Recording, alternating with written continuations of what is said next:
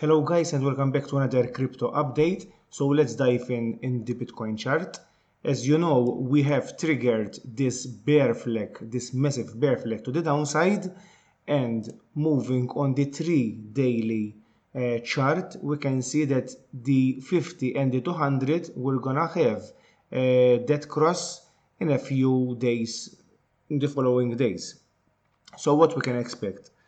Basing ourselves on previous history, and I've mentioned this on another video, in about October 18th, okay, on 2018, we had the price being squeezed between these moving averages, and once it broke below the 200 SMA, it went down massively.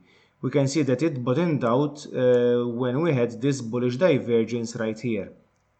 So if we zoom in on our current price action, we can see that the RSI, it's not even nearly the oversold area. It's only about 36 right now. So we have more room to the downside.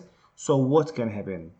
For me, and basing my idea on this theory, because there are other theories of course, we will have a move to the downside and trying to push back and retesting the 50 SMA at around here at 36.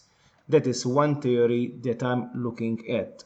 But moving to other ideas and more likely scenarios, on the 6-hour chart, we can clearly see that we are forming this rounded bottom.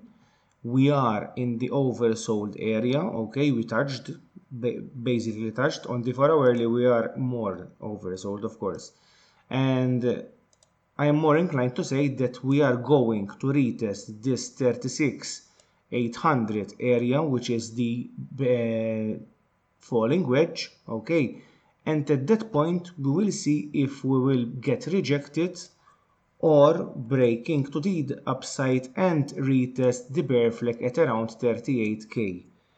At which point I already made a limit sell at 38k area, because I don't believe that with the current situation, everyone getting bearish, everyone shitting in their pants, sorry for the language, I don't think that 38k area or the bear flag will be broken to the upside again, not in this time.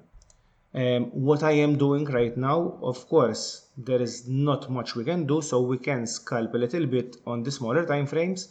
On the 15-minute time frame, we can see that we are in this channel, and basically we are hitting massively on this small time frame, the upper trend line. And I am shorting and longing, of course, the range. We can see that I already closed one a few minutes ago, maybe half an hour ago, with $8 profit. Of course, $8 is not much, but remember that I'm scalping on a $50 to 5,000 challenge, and currently we are at $185, so you can't expect to make $100 out of it. An update on my SCRT traded. I closed it with break even, and let me tell you why. Of course, it was in this channel, of course, so I wasn't interested in trading that channel. I wanted a massive capitulation, which we didn't have. And the basic idea was that the Bitcoin dominance is moving back down. What does that mean? It means that Bitcoin is losing ground more than the altcoins.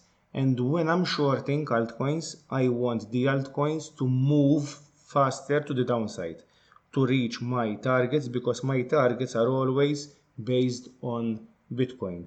If Bitcoin, for example, reaches the 33k area or the 35k area before the alts start to move or moves very slow, it's not good for me. I want, when I'm shorting, the altcoins moving down faster than Bitcoin, and that would result in blue candles to the upside rather than to the downside on the Bitcoin dominance.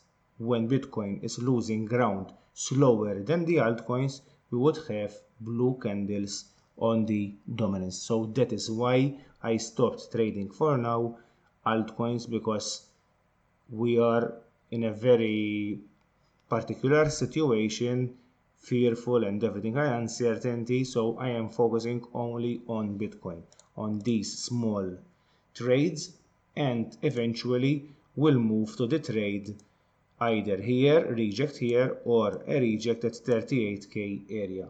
So that's it, guys. A small update on my trades and what I'm looking for. See you tomorrow for the next update.